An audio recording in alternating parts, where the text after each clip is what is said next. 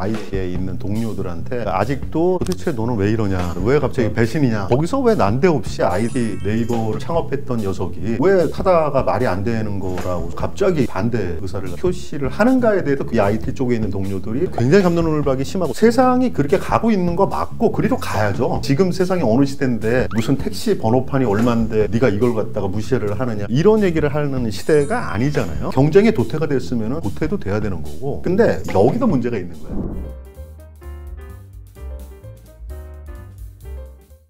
제가 보니까 사회적 일뿐만이 아니라 모교에도 돈을 많이 기부하셨더라고요. 물론 다 중요한 분들인데 평생 버신 거를 한 번에 쾌척하시는 분도 계시지만, 대표님 보니까 졸업하신 이후에 계속 도네이션을 하셨어요. 20년 넘게. 제가 그래서 막 찾았습니다. 야, 20년 넘게 모교에 계속 기부를 하시는 것도 좀 고대에서 되게 좋아하시겠어요? 네, 뭐 내일도 총장님 만나기로 돼 있고요.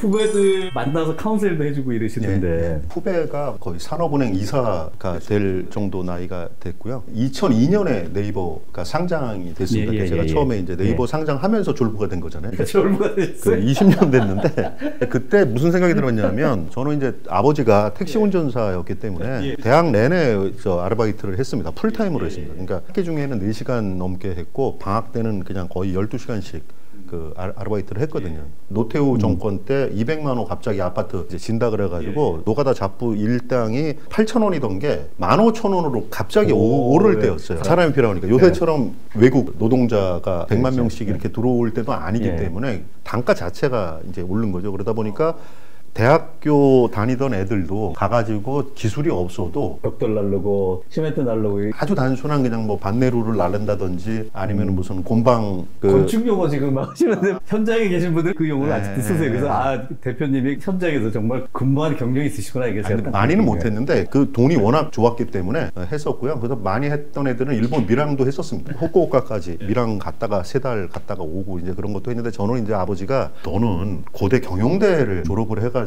이제 취직할 녀석인데 아무리 하루에 10만 원 준다고 밀항은 하지 말고 한국에서 15,000원 하고 잔업 있으면 그러면 5,000원 더 주거든요. 2시간 공구리 하면 그 정도만 하고 더 이상은 하지 마라. 대표님은 그럼 건설 현장에서, 김범수 회장은 PC방에서 라면 먹으면, 김범수 의장님은 이제 사모님도 굉장히 경영 잘하시는 한양대학교 앞에 PC방 아주 유명한 그 하셨어요.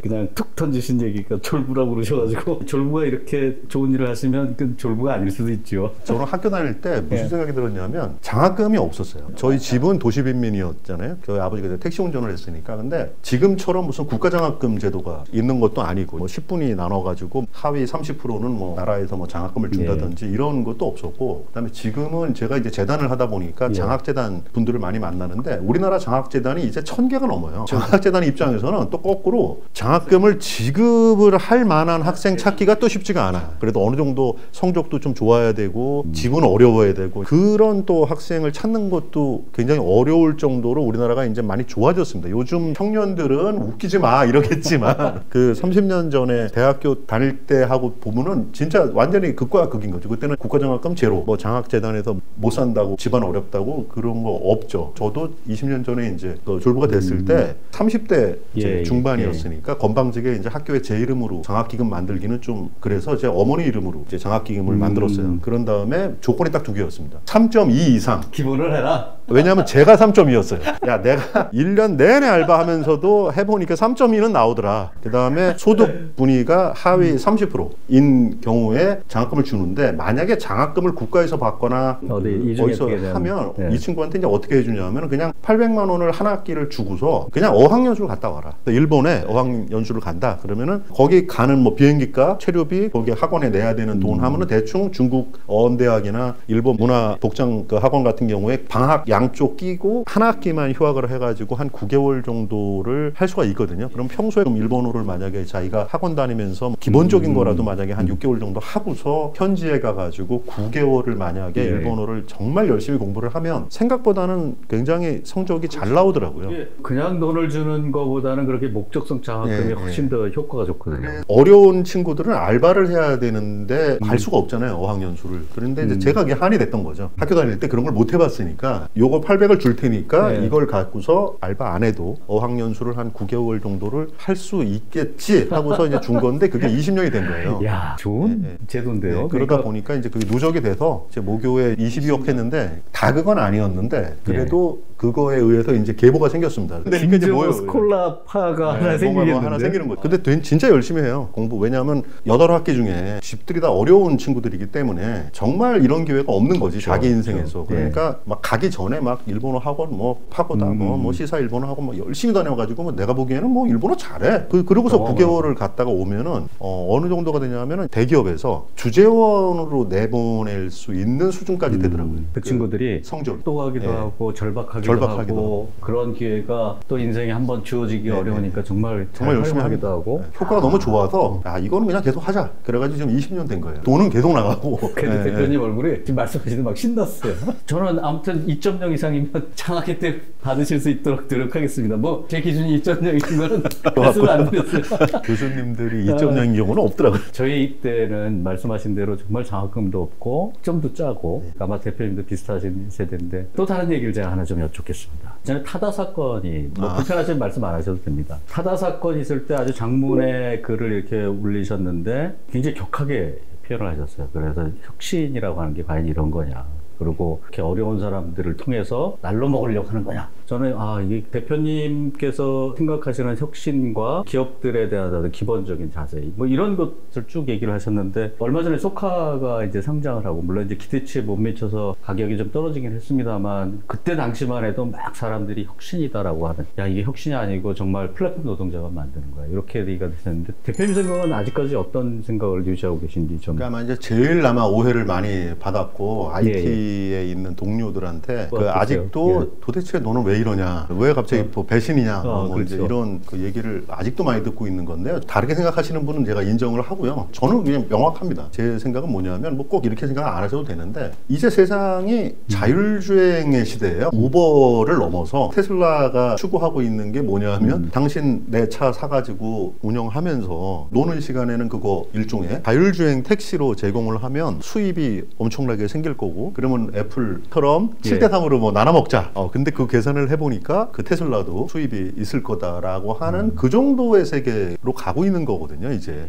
근데 거기서 왜 난데없이 IT 네이버를 창업했던 녀석이 왜 타다가 말이 안 되는 거라고서 갑자기 반대 의사를 갖다가 표시를 하는가에 대해서 굉장히 이 IT 쪽에 있는 동료들이 굉장히 갑론을박이 심하고 사실은 IT 쪽에 계신 분들은 다 타다 편이에요. 그럴 수밖에 없는 거죠. 그리고 저는 그거 틀렸다고 생각하지 않습니다. 그 맞는 얘기인데 세상이 그렇게 가고 있는 거 맞고 그리로 가야죠. 지금 세상이 어느 시대인데 무슨 택시 번호판이 얼만데 네가 이걸 갖다가 무시를 하느냐 이런 얘기를 하는 시대가 아니잖아요. 그렇죠. 경쟁의 도태가 됐으면은 사실은 도태도 돼야 되는 거고. 근데 여기도 문제가 있는 거예요. 택시라는 그 제도가 65년에 생긴 제도입니다. 그 번호판 개인한테 1호 택시를 갖다가 준 게 65년에 생긴 거예요. 저도 사실은 옛날 신문을 다 뒤져봤어요. 왜냐하면 이제 붙었으니까 논리에서 지면 안 되니까 자료를 다 찾아봤어요. 그 네이버에 보면 옛날 신문 서비스가 있거든요. 거기서 찾아보는데 이 택시는 제도를 사실은 이상하게 만들어 놓은 거예요. 우리나라의 택시 제도가 굉장히 좋은 제도는 맞는데 굉장히 이상하게 만들어 놓은 제도가 뭐냐면은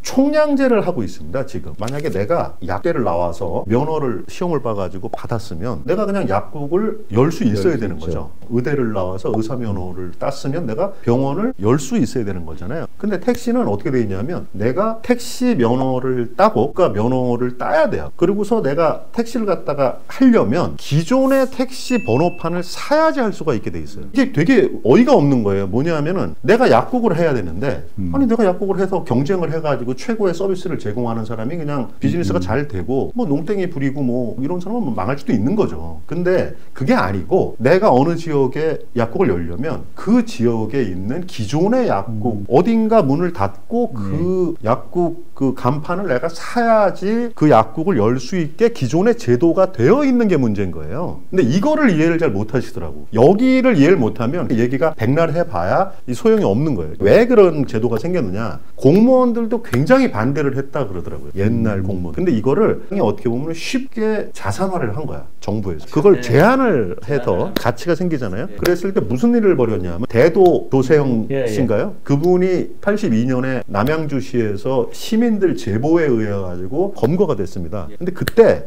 정부에서 뭘 했는 줄 아세요? 원하는 게 뭐냐? 나는 개인 택시를 운전하고 싶습니다. 그 포상으로 개인 택시 번호판을 줬어요. 굉장히 큰 페이버네요.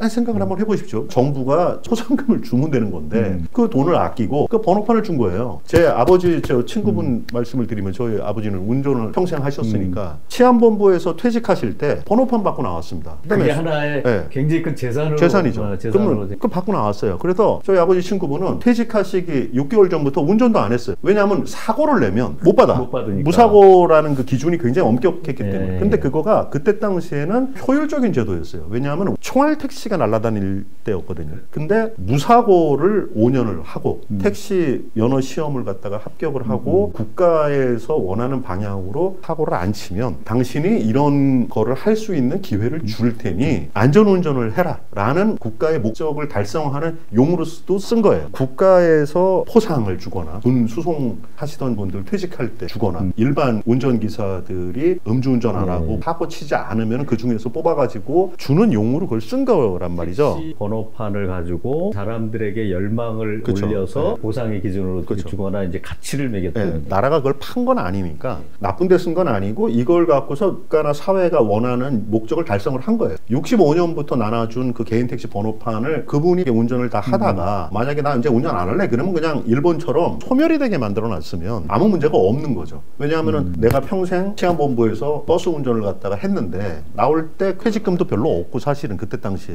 그래도 그 보상으로 받을 수 있잖아요. 근데 그걸 갖다가 택시 운전을 하고 이제 나는 이제 더 이상 운전 못해. 그러면 이제 그냥 번호판이 없어지면 그만인데 여기서 문제가 생긴 게 뭐냐면 이 번호판을 팔 수 있게 해준 거예요. 심지어 택시 번호판을 받은 사람이 2년을 운전을 하다가 팔아라라는 처음에는 제도가 생겼다가 1년, 6개월 이렇게 점점 짧아지는 거예요. 그렇게 제도가 만들어졌다는 거예요. 17만 명이나 되는 지금은 나이가 많지만 그때 당시에는 청년이었던 분들이 그 번호판을 전 재산을 내고 샀다는 거예요. 17만 명이. 1억 원짜리 번호판이라고 치면 17만 명이면 17조예요. 그러면 서민들이 그 번호판을 17조나 되는 돈을 내고 샀다는 거죠. 지금까지 그 번호판을 갖고 유지하시는 분은 거의 없단 말이에요. 그러니까 나중에 그 자격 요건이 되신 분들이 그 번호판을 자기의 전 재산을 들여가지고 돈을 주고 샀는데 세상이 이제 바뀌었어요. 기술이 나왔죠. 아니, 당연히 KTX 놔야죠. 고속도로 놔야죠. 그런데 보세요. 고속도로를 놓는데 17만 개의 합법적으로 돈을 주고 산 1억짜리 집이 있다고 한번 생각을 한번 해보십시오.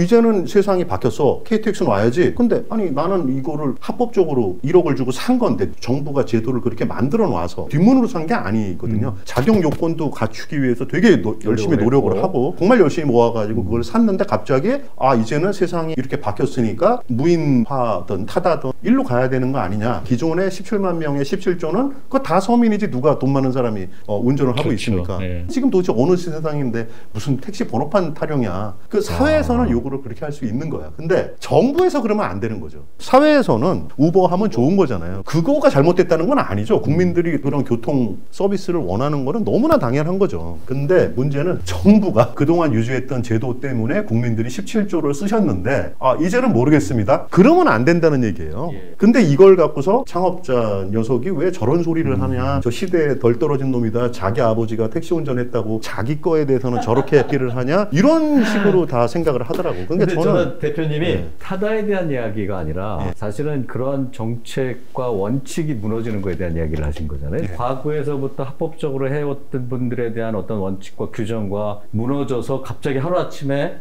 그런 것들을 다 무시하는 거에 대한 부분이 그걸 어떻게 보상을 해줄 것이냐. 그렇죠. 새로 진입하는 사람에게 받아서 빨리 보상을 해주고 빨리 끝내자. 그러니까 그걸 유지하자는 게 아니고요. 자, 이 보상을 어떻게 할 거냐라는 문제거든요. 그거에 대해서는 관심이 없죠. 이걸 어떻게 무시할 수 있을까. 이거에만 관심이 있는데 그거를 용납할 교통가족이 어디 있나요? 17만 명이면 가족까지 합치면 최소한 50만 명은 되는데 그전에 이걸 하지 못하게 했었어야지. 그러니까 왜 약국을 그냥 오픈할 수 있게 해주면 될 거를 총량제를 생각을 해가지고 또 약사 면허가 있어도 반드시 사야만 하게 했는가 이 얘기를 하고 있는데 자꾸 나는 지금 우버가 필요하다니까 아니 필요하죠. 아주 많은 이야기들이 그런 식이잖아요. 그러니까 그때는 맞았고 지금은 틀리다라는 빠져나가기 쉬운 이야기죠. 저는 가끔 그런 생각을 합니다. 그러니까 철기 시대의 석공을 보호하는 거에 대한 부분, 사회적으로 말씀하셨 대로 야 철기 시대로 빨리 가야지라고 하지만 그 석공에 대한 배려는 기관이나 정부에 있어서는 반드시 해야 되는 부분이잖아요. 그래서 저도 그 생각은 동감을 하고 있는 거고, 우리가 그런 혁신을 일으키는 기업이나 개인을 모아하는 게 아니라 기존에 있던 기득권에 대한 엄청난 스트레스와 고민과 이런 것들을 해소하시기 위해서 100대 병사를 다니시던데 이제 90개 했습니다.